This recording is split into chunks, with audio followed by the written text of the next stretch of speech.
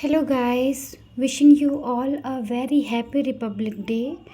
मैं प्रेरणा शर्मा आप सभी का स्वागत करती हूँ अपने यूट्यूब चैनल पर। और आज हम करने जा रहे हैं चाइल्ड साइकोलॉजी के प्रीवियस ईयर पेपर के जो क्वेश्चंस हैं उनको करने जा रहे हैं। ठीक है, तो चलिए स्टार्ट करते हैं। Number 1 question is effective teaching bye and large is a function of. Effective teaching क्या होती है कि जहाँ पे बच्चा पूरी तरीके से सीखे, जो भी हम उसको सिखा रहे हैं, पढ़ा रहे हैं, बच्चा उसको अच्छे तरीके से सीखे। ठीक है, ये होती है इफ़ेक्टिव टीचिंग। तो वो कैसे, किसका फंक्शन है? Number 1 is maintaining discipline in the class, कि क्लास में डिसिप्लिन करने के लिए हम बच्चों को इफ़ेक्टिव टीचिंग कर रहे हैं। Number 2 is teachers honesty. Number 3 is teachers making students learn and understand. And number 4 is teachers liking for the job of teaching, कि टीचर को टीचिंग का जॉब जो है वो पसंद है। ठीक है, नंबर 4 का मतलब ये है। तो इसमें से सबसे मोस्ट सूटेबल आंसर हो जाएगा आपका ऑप्शन नंबर 3। यानी कि हम जो टीचिंग करते हैं वो टीचिंग किस लिए करते हैं? क्योंकि हम बच्चों को सिखाने के पर्पस है कि बच्चे एक नया भविष्य बनाए अपना और एक बढ़िया नेशन क्रिएट करें। ठीक है, तो ये पर्पज़ होता है टीचिंग का। तो इसलिए हमारा ये वाला ऑप्शन हो जाएगा करेक्ट। ठीक है, अब इसके बाद नेक्स्ट क्वेश्चन है, success of a profession depends on. किसी भी प्रोफेशन की सक्सेस किसके ऊपर डिपेंड होती है? जैसे आप टीचिंग प्रोफेशन को ही लगा लो कि हम कब सक्सेसफुल होंगे, जब बच्चों को क्वालिटी एजुकेशन मिलेगी, बच्चे अपनी एजुकेशन को डेली लाइफ में अप्लाई कर पाएंगे, वो हमारी एक्चुअल में सक्सेस होती है। लेकिन हम लोग ऑप्शंस के अकॉर्डिंग चेक करते हैं कि इसका आंसर क्या होगा। Number 1 is policy to please individual, यानी कि इंडिविजुअल होता है किसी एक पर्सन को, ठीक है, उनको खुश करने के पर्पज से हम लोग ऐसा कर रहे हैं। ऐसा है? ऐसा नहीं है। Number 2 is maintaining relationship with people, यानी कि लोगों के साथ रिलेशनशिप बनाने के लिए अच्छा रिलेशनशिप बने। Number 3 is maintaining quality of work. और number 4 is loyalty to the superiors, यानी कि आपके जो सीनियर्स हैं उनको लॉयल्टी दिखाने के लिए अगर आप लॉयल्टी दिखाते हो तो आपको प्रोफेशन अच्छा माना जाता है। नहीं, ऐसे नहीं होता। हम किसी भी प्रोफेशन में हैं तो वहाँ के वर्क की जो क्वालिटी है अगर वो मेंटेन रहती है तो वही हमारी एक्चुअल सक्सेस होती है। तो इसका करेक्ट आंसर हो जाएगा maintaining quality of work. Okay, चलिए बढ़ते हैं अपने नेक्स्ट क्वेश्चन की ओर। The main role of teacher is identified with a. Teacher का जो मेन रोल होता है वो क्या होता है? टीचर का मेन रोल होता है, अभी NEP 2020 के अकॉर्डिंग जो टीचर का रोल है वो एज अ फैसिलिटेटर है। एज अ टीचर नहीं है, एज अ लीडर भी नहीं है, लेकिन एज अ फैसिलिटेटर है। यानी कि वो बच्चों को फैसिलिटेट करता है, बच्चों के लिए सारी फैसिलिटीज़ अवेलेबल कराता है क्लास में कि वो अच्छे माहौल में, अच्छे इन्वायरमेंट में सीख सके। लेकिन हमारे क्वेश्चन में फैसिलिटेटर ऑप्शन नहीं है, तो इसका मोस्ट सूटेबल करेक्ट आंसर हो जाएगा option number 1, that is leader. हमारे इस क्वेश्चन का आंसर क्या हो जाएगा? लीडर। ओके, चलिए बढ़ते हैं अपने नेक्स्ट क्वेश्चन की ओर। Prior to teaching the teacher does. Teaching से पहले टीचर क्या करता है? क्या करता है? सबसे पहले identification of objectives, preparation of teaching lesson plan, knows the interest of students, and number 4 is all of the above. अब हम लोग भी ये सारी चीज़ें करते हैं। सबसे पहले कोई भी हम लोग जो लेसन बच्चों को पढ़ाने से पहले सबसे पहले जो भी चैप्टर होता है उसके टीचिंग ऑब्जेक्टिव्स, टीचिंग कॉम्पिटेंसीज होती हैं। ठीक है, वो सब्जेक्ट कॉम्पिटेंसी होती है, हर एक सब्जेक्ट की अलग अलग है। हिंदी, EVS, इंग्लिश, मैथ्स, सारे सब्जेक्ट की अलग अलग होती है। ठीक है, तो इसमें सबसे पहले हम लोग अपने ऑब्जेक्टिव्स को आइडेंटिफाई करते हैं और उनको आइडेंटिफाई करते हुए, उनको पहचानते हुए हम उसके अकॉर्डिंग लेसन प्लान करते हैं। ठीक है, और ये लेसन प्लान किसको ध्यान में रखते हुए किया जाता है? बच्चे के इंटरेस्ट को ध्यान में रखते हुए। तो हमारा ऑप्शन नंबर 4 क्या हो जाएगा? करेक्ट हो जाएगा। ओके, अब हम बढ़ते हैं अपने नेक्स्ट क्वेश्चन की ओर। Effective teaching include. Effective teaching में क्या इंक्लूड होता है, क्या क्या होता है, कब हमारी इफेक्टिव टीचिंग होती है? Option number 1 is teacher is active but student मे और मे नॉट बी एक्टिव, कि टीचर तो एक्टिव है बट स्टूडेंट या तो एक्टिव है या फिर एक्टिव नहीं है। तो ये वाला तो ऑप्शन गलत है, क्योंकि बच्चे भी तो एक्टिव होने चाहिए ना। अगर उनको कुछ सिखाने की कोशिश कर रहे हैं, बच्चे एक्टिव नहीं होंगे तो फिर वो सीखेंगे कुछ भी नहीं। ठीक है, तो बच्चों का एक्टिव रहना ज़रूरी है। टीचर में बी एक्टिव और inactive but student are active. अब ये भी रॉन्ग हो गया। अगर टीचर एक्टिव नहीं होगा तो टीचर को देख देख के बच्चे क्या एक्टिवली पार्टिसिपेट करेंगे किसी एक्टिविटी में? नहीं करेंगे। तो ये वाला ऑप्शन भी आपका रॉन्ग हो जाएगा। Number 3 is teacher is active and students are active, कि टीचर भी एक्टिव है और स्टूडेंट भी एक्टिव है। तो ये वाला क्या होगा आपका? करेक्ट होगा। दोनों को ही एक्टिवली टीचिंग लर्निंग जो एक्टिविटीज़ हैं उनमें पार्टिसिपेट करना होता है, तभी वो एक्टिविटी आपकी सक्सेसफुल मानी जाती है। ठीक है, चलिए बढ़ते हैं अपने नेक्स्ट क्वेश्चन की ओर। Immediate outcome of teaching is, teaching की इमीडिएट आउटकम क्या होती है? आउटकम होता है एक टाइप का रिजल्ट, कि हम जो पढ़ा रहे हैं बच्चे वो सीख रहे हैं नहीं सीख रहे हैं। वो एक टाइप का जैसे आउटकम होती है कि निकल के क्या आया। आपने कोई चीज़ कोई चीज़ को सिखाया, उसके बाद में बच्चे उसको कितना मतलब बता पा रहे हैं, कितना सीख पा रहे हैं। ठीक है, तो चलिए देखते हैं इसका option. Change in the behaviour of students in desirable direction, यानी कि स्टूडेंट के बिहेवियर में जो चेंज होता है, हम जो चेंज चाहते हैं सिखाने के बाद में, हम कोई चीज़ सिखा रहे हैं उनको, तो उनके बिहेवियर में डिज़ायरेबल चेंज है या नहीं है। Number 2 is development of total personality of student, कि बच्चे की टोटल पर्सनैलिटी का डेवलपमेंट हो जाए। Number 3 is building characters of the students, यानी कि स्टूडेंट्स के कैरेक्टर को डेवलप करना। And number 4 is getting selected for a suitable job, यानी कि बच्चों को एक सूटेबल जॉब के लिए तैयार करना। ये तो गलत हो गया, क्योंकि अगर बच्चा काबिल होगा तो जॉब तो उसकी लगी जाएगी, तो ये तो गलत है। हमें क्या करना है, बच्चों के बिहेवियर में जो भी हम चेंज चाहते हैं, डिज़ायरेबल चेंज, वो नोटिस करते हैं और उसी के अकॉर्डिंग हम लोग काम करते हैं। जैसे सपोज़ करो हमने बच्चे को मोरल वैल्यूज़ सिखाया, ठीक है, कि चोरी करना गलत बात है, ये गलत होता है, मीन्स उनको राइट रॉन्ग बता दिया कि ये चीज़ राइट है, ये चीज़ रॉन्ग है। अगर अगली बार से बच्चे को कोई चीज़ मिलती है, ठीक, पहले उसकी चोरी करने की आदत थी, लेकिन अगली बार से जब टीचर के समझाने के बाद बच्चा चोरी ना करके वही चीज़ जो उस बच्चे की है उसको जाके दे देता है, तो ये क्या हो गया, उसका डिज़ायरेबल डायरेक्शन में चेंज हो गया। यानी कि हम ऐसा चाहते हैं कि बच्चा ऐसा करे तो बच्चे के बिहेवियर में वो चेंज होता है। ठीक है, तो इसका ऑप्शन नंबर 1 जो है हमारे पास करेक्ट हो जाएगा। ओके, चलिए नेक्स्ट क्वेश्चन है, basic requirement of teaching efficiency is, teaching efficiency की बेसिक रिक्वायरमेंट क्या होती है। Number 1 is mastery on teaching skills. Number 2, mastery over use of different techniques of teaching. Number 3, mastery over appropriate use of media and technology in teaching. अब इसका answer क्या हो जाएगा? सबसे पहले तो है टीचिंग स्किल्स के ऊपर आपकी मास्टरी होनी चाहिए, बेसिक रिक्वायरमेंट है। कोई भी टीचर बने उसकी सबसे बेसिक रिक्वायरमेंट होती है उसको टीचिंग स्किल्स आनी चाहिए। ठीक है, नंबर 2 है mastery over use of different techniques. Different technique से बच्चे को पढ़ाना आना चाहिए। आप लगातार एक ही टेक्निक से अगर बच्चे को पढ़ाओगे तो बच्चा बोर हो जाएगा, और आप कुछ भी उसको सिखाने की कोशिश करोगे आपको उतने अच्छे रिजल्ट नहीं मिलेंगे। ठीक है, तो इसीलिए टीचर को डिफरेंट टेक्निक्स का यूज़ करना आना चाहिए।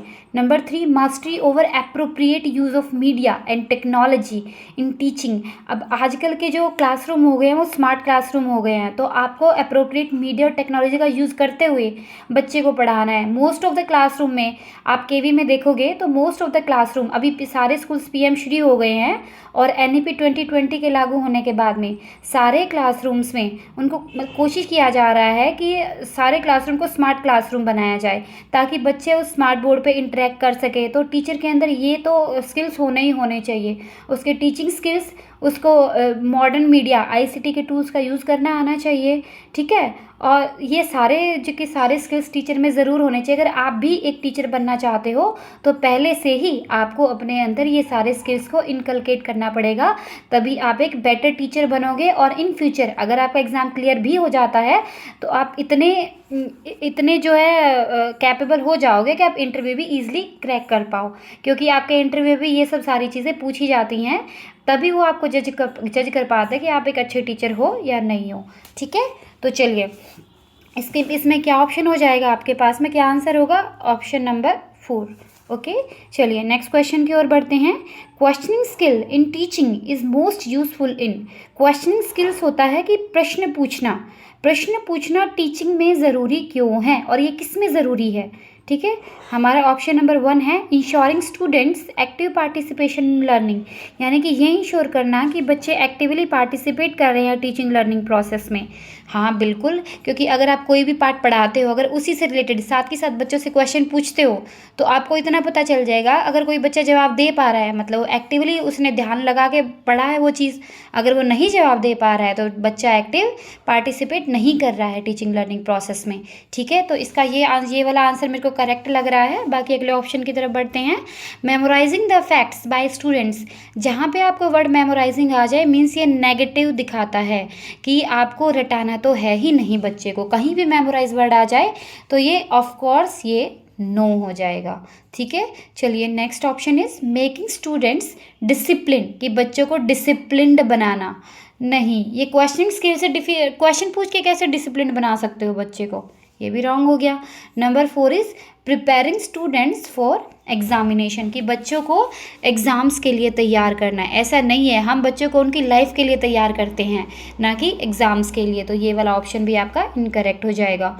ओके, तो आपका most suitable answer is ensuring students active participation in learning. Okay, चलिए नेक्स्ट क्वेश्चन की तरफ बढ़ते हैं।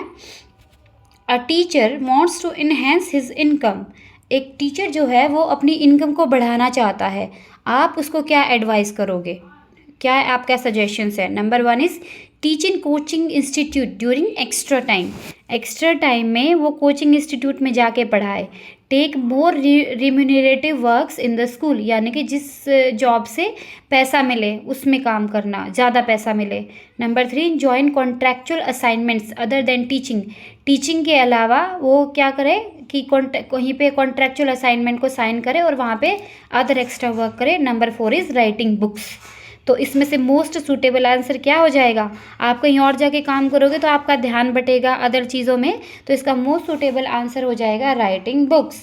Okay, question number next question है हमारा, as a principal you will encourage your teacher colleagues to, कि सपोज करो आप एक प्रिंसिपल हो तो आप अपने टीचर कलीग्स को किस लिए इनकरेज करोगे?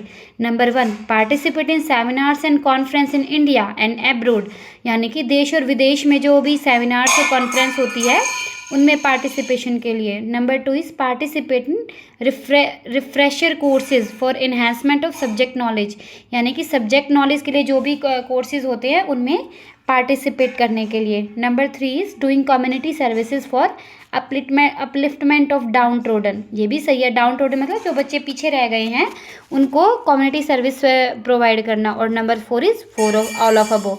तो हमारा ऑप्शन क्या हो जाएगा? ऑप्शन नंबर 4 करेक्ट हो जाएगा। ओके, चलिए हमारे नेक्स्ट क्वेश्चन की तरफ बढ़ते हैं।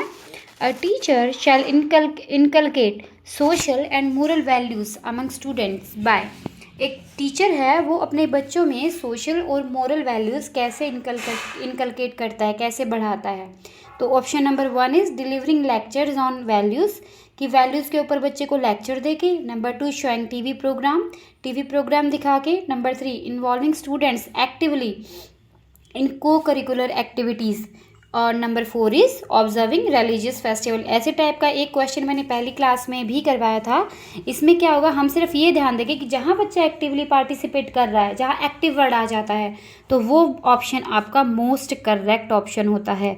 तो इसका ऑप्शन नंबर 3 जो है वो करेक्ट हो जाएगा। ओके, चलिए नेक्स्ट क्वेश्चन की तरफ बढ़ते हैं। The most significant approach of evaluation होता है बच्चे को जांचना, जैसे बच्चों के पेपर ले तो इवैल्यूएट करते हो कि बच्चे ने सीखा है नहीं सीखा है।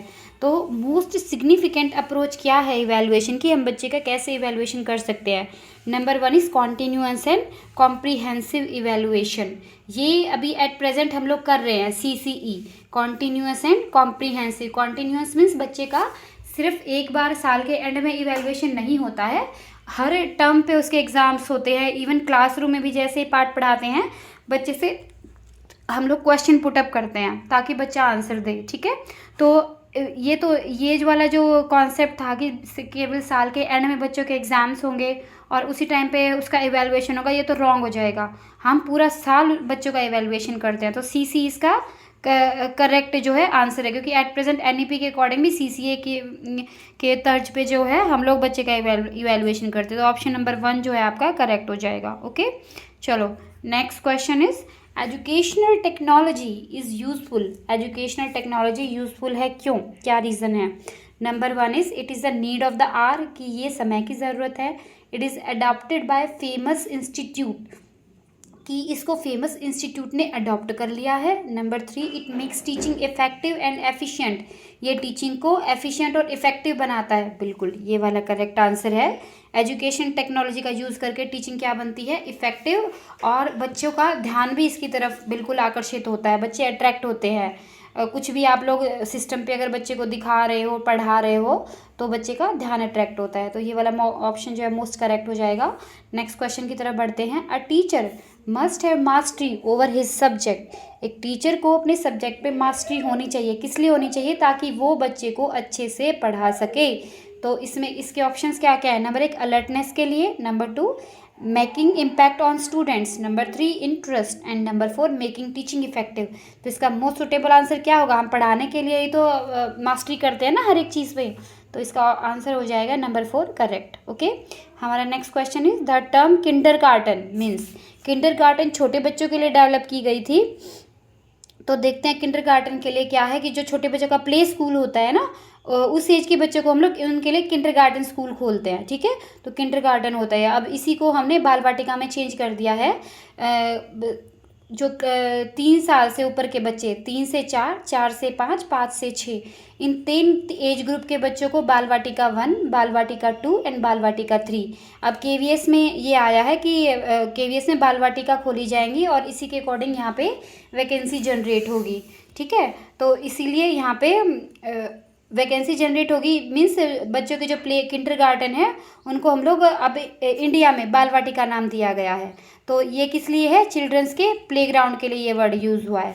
ठीक है, यानी कि जहाँ पे बच्चे जाके खेल सकें और बच्चे कुछ सीख सकें। ओके, तो चलिए next is question number 164। The Kothari commission report on education was entitled as, Kothari commission की रिपोर्ट को हम क्या बोल सकते हैं? Education and national development, learning to be, diversification of education and education for all. जो एक टर्म कोठारी कमीशन के लिए यूज़ होती है वो है एजुकेशन एंड नेशनल डेवलपमेंट, कि एजुकेशन और एजुकेशन के साथ साथ हमारे नेशन की डेवलपमेंट, हमारे देश की डेवलपमेंट। ओके, तो इसका ऑप्शन नंबर 1 करेक्ट हो जाएगा। नेक्स्ट क्वेश्चन की तरफ बढ़ते हैं। The most appropriate meaning of learning, learning का मोस्ट अप्रोप्रिएट मीनिंग क्या होता है? Number 1 is inculcation of knowledge, number 2 modification of behaviour, number 3 personal adjustment, number 4 acquisition of skills. अब बहुत सारे बच्चे ऑप्शन नंबर 2 और 4 में कंफ्यूज होंगे, क्योंकि बच्चों में स्किल डेवलपमेंट भी करना है, लेकिन जो हमारा मेन पर्पस होता है वो बच्चों के बिहेवियर में मॉडिफिकेशन करना होता है। जैसे मैंने पीछे एग्जांपल दिया था आपको चोरी करने वाला, कि बच्चे का बिहेवियर मॉडिफाई हुआ नहीं हुआ हम लोग चेक करते हैं। तो एजुकेशन का जो मेन मीनिंग है, most appropriate meaning of learning है, वो है मॉडिफिकेशन ऑफ बिहेवियर। ओके, चलो next question is teachers knowledge on students need and interest are covered by the subject. अब टीचर की नॉलेज और स्टूडेंट की नीड्स को हम लोग किस सब्जेक्ट में कवर करते हैं?